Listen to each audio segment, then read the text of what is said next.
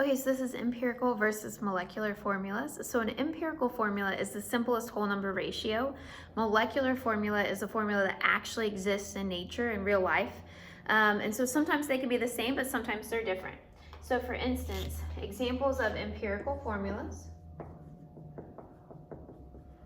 would be H2O. It's a 2-to-1 ratio. Can't be reduced anymore. Carbon dioxide. Diphosphorus pentaoxide.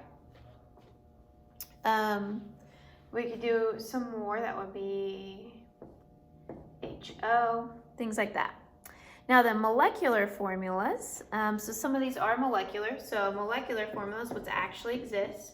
So obviously water really exists. So does carbon dioxide. H2O2, hydrogen peroxide. And so that is a molecular formula, and that one can be reduced. So its empirical formula would be this guy right there, right? And so it can be reduced because it's a 2-to-2, so we could get it down to a 1-to-1 ratio. Another example would be, and I should have done these in the opposite order, this one, the empirical formula would be that right there, right? Tetraphosphorus decaoxide. So that would be its empirical formula.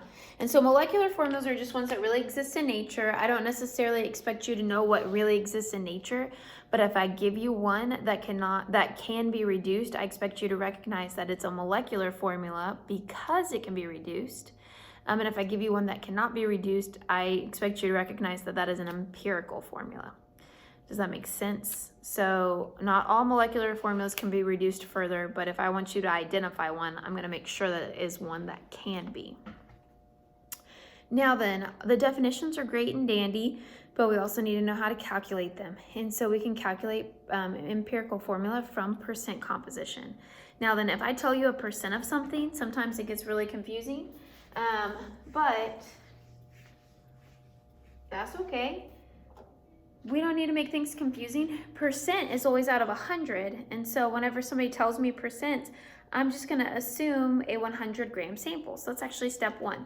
So let's say I know I have hydrogen, and I have 5% hydrogen, and I have fluorine, and I have 95% fluorine. And I want to find the empirical formula of this. First thing that I'm gonna do is assume a 100-gram sample, which means if I have a 100-gram sample, then 5% is just 5 grams, and 95% is just 95 grams. Okay, so that's if I assume I have a 100-gram sample. So hopefully that makes sense to everybody. Okay, my next step is to convert from grams to moles. So we've learned to convert from grams to moles, we need to divide by the molar mass. So I'm gonna divide by the molar mass to get my moles.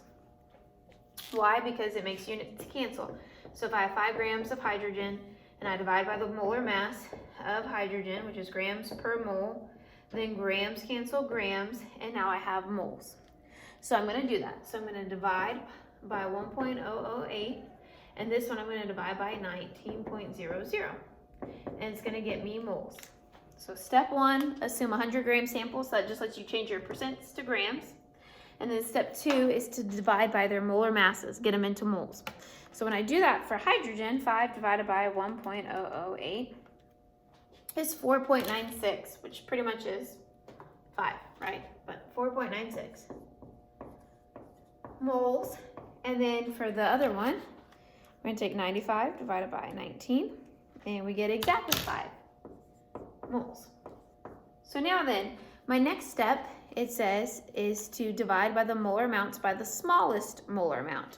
So I'm going to look at these and say which one's smaller. Well, this guy's slightly smaller, so I'm going to divide both of them by this. So I'm going to divide 4.96 by 4.96 and 5 by 4.96. It's going to be roughly equal to 1, roughly equal to 1. And guess what? That then is my mole-to-mole ratios. So that means my empirical formula is going to be 1 hydrogen, and it's going to be 1 fluorine. So my empirical formula is just HF. Okay? But those are the steps. In class, I'll obviously work more examples with you. That's just one of the first one that comes to mind. But that being said, every single time you're going to get to moles as fast as you can, and then you're going to divide by the smallest number of moles, and then that's going to give you your mole-to-mole ratios.